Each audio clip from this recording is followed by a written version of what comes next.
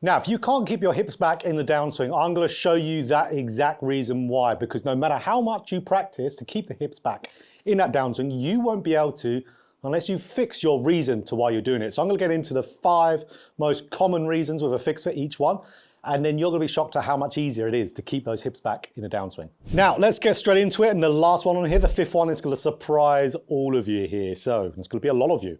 So make sure you stick around for that. So number 1 is you are doing too much hip turn in your takeaway. So what I see with a lot of people who turn their hips too much too early is they'll run out of the range of motion of their hip turn by halfway back if they turn it immediately in the takeaway. Maybe they're trying to do the old one-piece takeaway, which is a reason why that's not taught anymore. So if you get too much hip turn too early, you're going to run out of your hip rotation by halfway back in the backswing. So then as you move up towards the top, your arms have got to still keep going because they've still got to get up to the top of the backswing, which from there, that can cause players then to have their left shoulder slightly lift up and the pelvis as a result will move forward. So we quite commonly see players who run out of their hip turn early. They can't keep rotating up to the top because they're done with their rotation. So they have to move up their arms, which then will lose their tilt. So then they get that really kind of early extended downswing as a result. Because if you are getting up to the top of the swing with just your arms after your hips have stopped turning, they'll drift forward, and if they've drifted forward, they're going to continue to go forward in a downswing. There's no matter how many reps you do of, let's say, a chair drill, it's not going to work for you. So our fix is making sure that we are completing the top of our backswing with our hip turn, and how we do that is via not turning it too early. We want to get into our takeaway, and our takeaway motion is a little bit of a chest rotation. Hands and arms go absolutely a little bit back, which actually will start to move slightly in because of the chest rotation with a slight initiation of hinge. That then keeps everything nicely out in front of you. But the main key purpose here is we don't want to turn the hips. See, the hips have not turned. So you can just keep it as simple as don't turn the hips in that early backswing. So now from the takeaway, shaft parallel to the ground up to the top, now you can rotate up to the top. So then you can keep that rotation going. As soon as your rotation of the hip stops, now you're at the top of the backswing and not halfway back. So then the right hip is going to load better. It's going to move more back, which is going to help you keep the hips back tremendously as you move down into the downswing. So simple little drill, just get an alignment stick, put it through your belt loops here. Ideally for players who, let's say, don't get stuck as well in the downswing, I want to see more come out on the left than the right. But if you're someone who does get trapped behind you, you could do on equal sides. So I'm going to show you this way here. So just so we can see what the hip is doing to start off that swing. So okay, right here, if I now move in my backswing in the ideal way, you can see how the stick hasn't moved. Now I want the stick to move after my takeaway. So if I go too much too early, we're going to see the stick is going to immediately move. So get into your takeaway position with no stick movement. Pause, now stick up and through. There we go. So I don't care how you hit it. When you do it, just nice little soft one down there just to get the motion. And that's super important. When you're first starting off doing a movement, do it nice and slow to start off with so you can properly get it so your conscious brain can have a chance to do the movement. And once you've done enough of that drill, feel the exact same thing. You could do some rehearsals just beforehand and then feel that exact same motion in a full fluid motion swing. So number 2, losing hip depth in the backswing. So we actually talked about this a little bit in the first here, but this is by far the most common one. So we'll see players getting up to the top of the swing. They might be rotating semi-okay, but their right hip starts to drift forward. So essentially they early extend in their backswing. So right hip, if it starts to drift forward, if I've got a line right here, right on the back of my hip, so a red line, and I start to move forward of that, where am I going to go in the downswing now? Forward. That's the only way I'm going to go. I'm not going to magically get the hips back again. It's not going to happen. Golf swing happens too fast. So again, if my right hip goes forward, it's a death sentence. It's the point of no return. The hips are not going to be able to stay back. It's pretty much impossible. So what we want to be doing, absolutely, as we know, we want to load into that trail side. We want the right side to be moving back. Essentially, what you could view this as, you're loading up the shotgun to be able to keep the hips back in the downswing. So you're not loading blanks. So you're loading up, getting the right hip moving back as we rotate the pelvis, just like the drill we just learnt. And that is going to get you, again, if I have a red line right here, I'm rotating back. You're going to see the hips either going to be on the line or slightly back of it. Now it's super easy to keep it back. Again, super easy is probably the wrong way of saying it. Nothing's super easy in golf, is it? But it becomes easier to keep the hips back. You still have to train the hips back movement, which we'll get into, but it makes just life so much easier. When you really exaggerate it, you get some really nice results. So guys, that's our fix to keep the hips back. Again, we want to load it like someone is grabbing our right trouser pocket and pulling it back. That's a great little feel to fix this. But also a brilliant drill, been talking about recently, is getting to a wall. So you could be at a driving range, you could be in an indoor facility like here, Teach Green there in Scotland, or your own one. Or you could be into a net and have the back netting behind you, so the side netting. Stand to a wall with it roughly about half a grip's distance behind you. Put the club across your shoulders. Now rotate in the backswing and get that right hip touching the wall. And then what you could do, keep that right hip there, left hip back. So now you're keeping the hips back. Right hip back, touch the wall, left hip back there. And there we go. That's a great drill to do to train the movement. We're getting the hip depth, loading the shotgun, a loaded shotgun, and then that's going to help us stay through. And then we replicate that exact same feeling. It's very exaggerated of a move. You'll be keeping the hips, well, moving them more back than you normally really should be. But that's what we need to do. If we're working on something, we need to exaggerate it, replicate that with a golf ball, and then we get some lovely results from it. So the third reason why amateur golfers can't keep their hips back in the downswing, and now this is a lot more to do with the club in its position. So what we see a lot of golfers do who struggle is they'll get up to the top of the swing and just be lifting the arms dead straight up to where the arms are on top of their body. Quite often slicers do this, but this is called a lack of lead arm and hand depth. So when we lack in depth, that means something is more forward. If we have more depth, that means something is more back. So when we're in this position here, the arms are just lifted up to the top.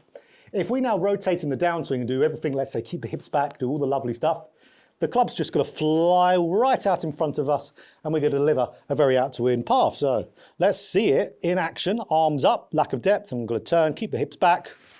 And we're going to see this huge swipe out towards the left, 10 degrees to the left of a club path. Nasty. So if my club face was relatively around target, that ball is going to slice off the planet. So, of course, what is both of those scenarios going to do? It's not going to get you to hit the ball to target, is it? So what people do as a reaction, this is all in the subconscious, which is amazing what the subconscious does in the golf swing.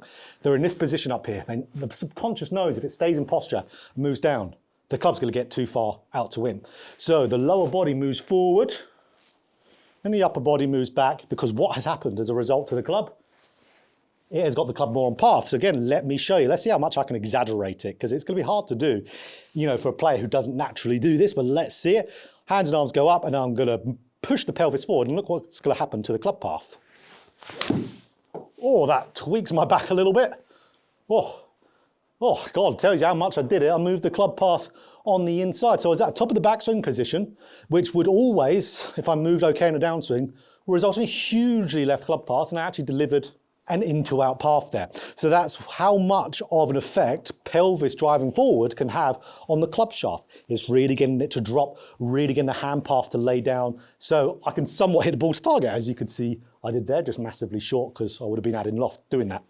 So that is going to drive the pelvis forward. That is absolutely going to. You won't be able to keep the hips back and hit a functional golf shot by doing that. So our fix, we need to get the hands and arms more around us. We need to be at a spot at the top of the backswing where ideally we can have good wiggle room for this, but we would ideally like to see the left arm covering the view of the right shoulder. If it's slightly above it, fine. If it's slightly below it, fine.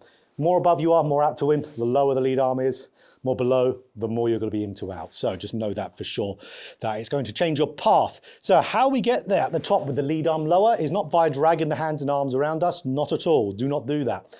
It's via rotating the body. So when we see a lot of players who have the arms up too high, it's because they're not rotating nowhere near enough. So what we want to see them do is rotate in the backswing, because if we don't rotate, arms go up, because when we rotate in the swing, the arms follow where we're rotating. So if we get better rotation, rotate it after the takeaway, which is the main key thing. Rotate that body after here, so especially the hips.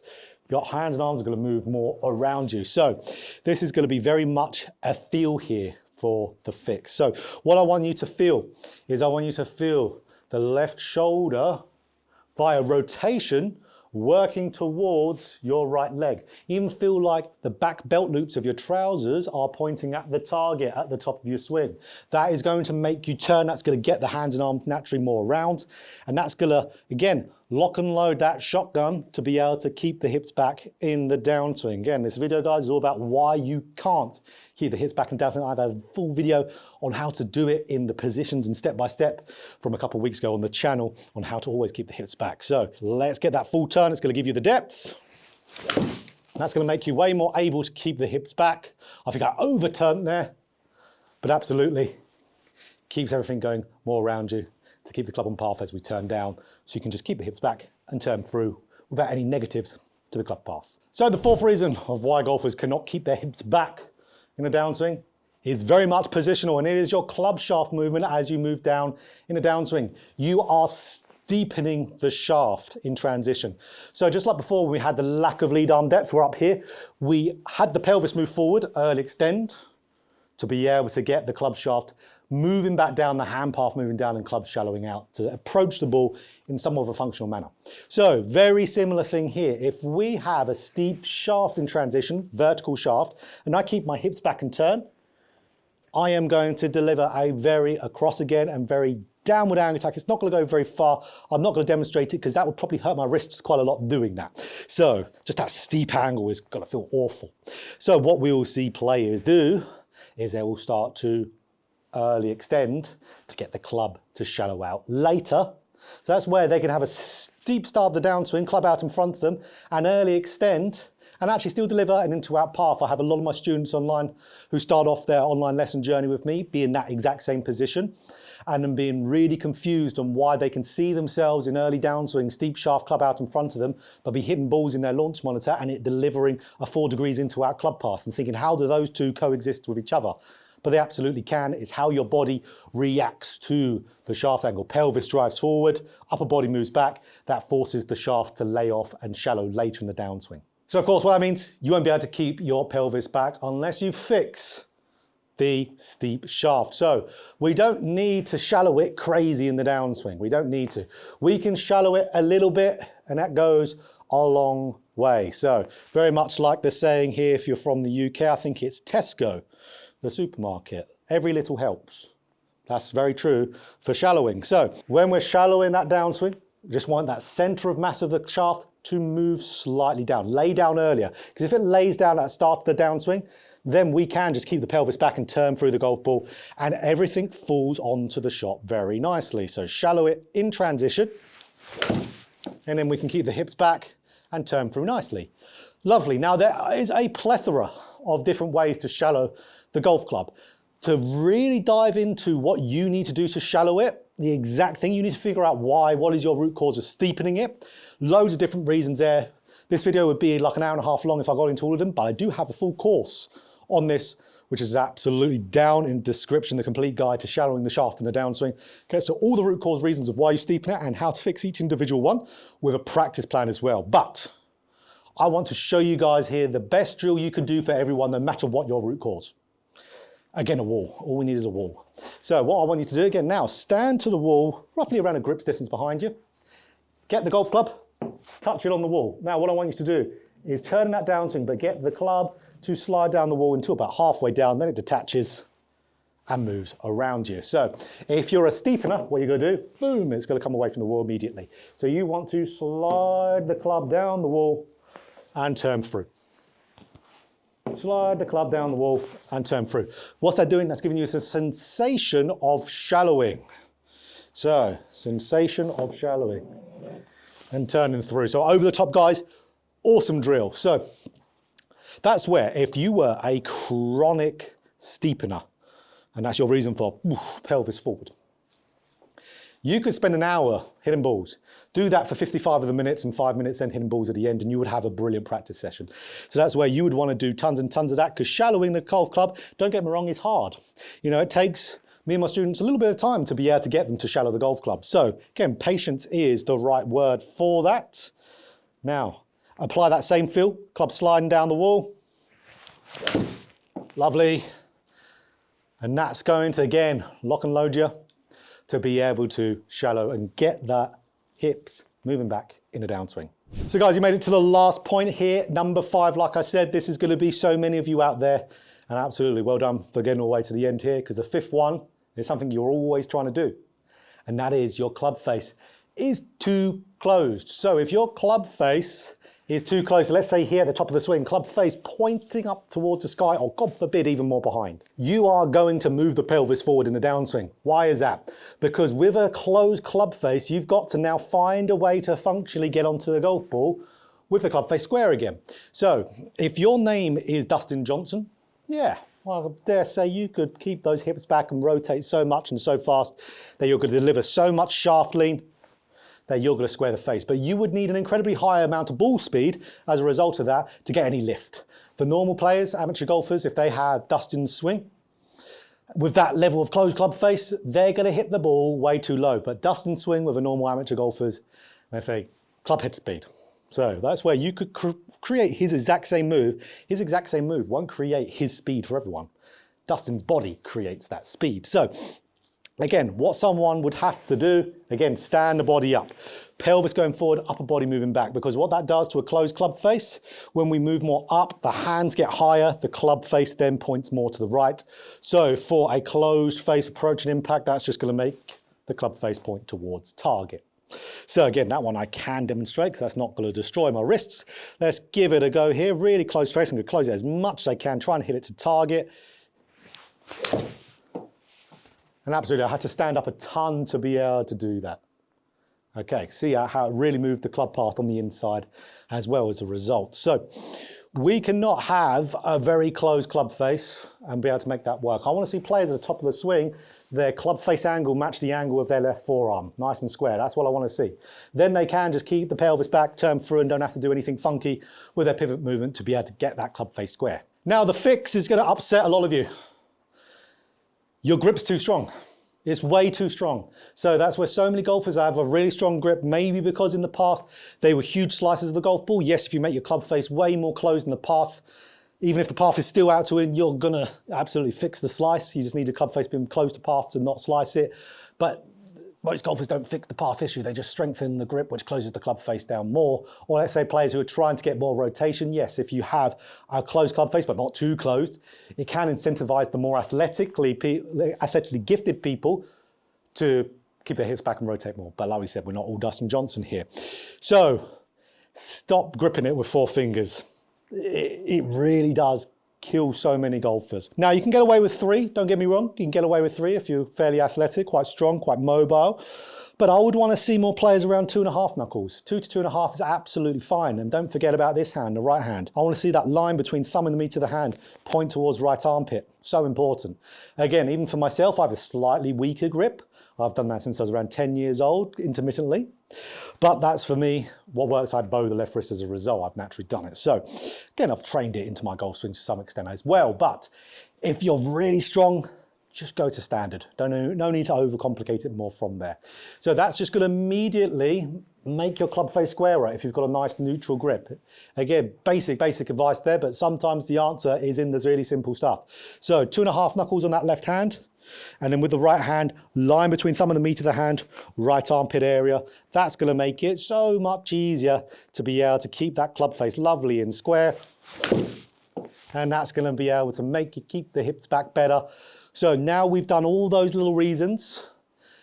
Ultimately, work on whatever reason it is for you. Again, there is more info on this. Again, Masterclass to Early Extension, which is down in the description as well. Online lessons with myself if you want to really figure out your root cause reason. Have to work on your root cause reason first.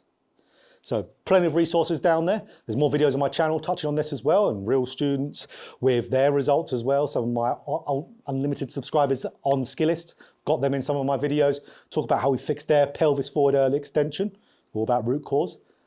But now guys, let's get into a simple drill just to keep the pelvis more back. So of course the chair drill. Now a lot of you, again, I talk about this drill so often on my channel, but maybe from this video, a lot of you will realize a little bit now why this drill hasn't really been working for you.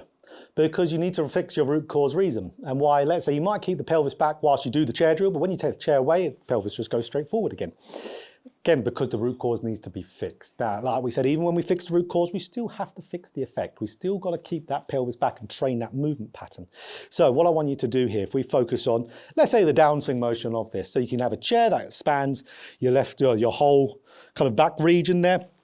But right here, I want the, let's say, stool, chair, golf bag, what have you, to be half a grip's distance behind my pelvis there. And what I want to do, I want to get my left hip going back. So even if I just do half swing to start off with and push that left hip back in the downswing to where I'm getting myself touching that chair, just do little ones, as you can see there. God, that was really straight, wasn't it? So really, really good one. It keeps hand path exiting low and left around as well. Something that I need to work on a little bit more. Again, one of the many reasons why I hit the ball quite often slightly left, especially here. Again, really lovely. Oh, I fully didn't pick it up there. But again, it just really controls things very, very nicely. And once you've done enough kind of like half swings with that, build the swing up, but still go nice and soft, even if you feel like you need to get up to the top of the backswing and give it a little bit of a freeze. And then swing down, get that left hip going back to hit that chair. Even if it doesn't hit the chair, we're okay with that. We just want it to be moving that direction. Film yourself as you do it. Draw a red line on your pelvis, right on the back there, so you can measure it. So that's where, again, we can only make a change if we measure it. So again, maybe a little pause. And then down and through, we're just drilling that motion, just in these little soft ones down there. Well, that was a lovely face angle, 0.0. Absolutely build it up. Work on your root cause first. Then a drill like this will help tremendously. But that's why the shortest part of the video is this drill, because it's ultimately the least important part of the entire thing. It is your root cause reason. These are the most common ones here by a long shot. But absolutely, guys, if you need more help, there is links in the description, whether it's my full courses, extension, early extension, got a course on that, rotation and a downswing, showing the shaft over the top, whatever you need for your golf swing is there. In that description, there's going to be 2 more courses coming very, very soon. And absolutely, online lessons with myself are also there. Just look through the reviews, you can see how successful they are. Again, players make such a massive change no matter where you are in the world. So if you enjoyed this video, click that like button if you want more golf instruction, just like this. Hit the subscribe button, hit that bell button too to be notified every time I put out a video.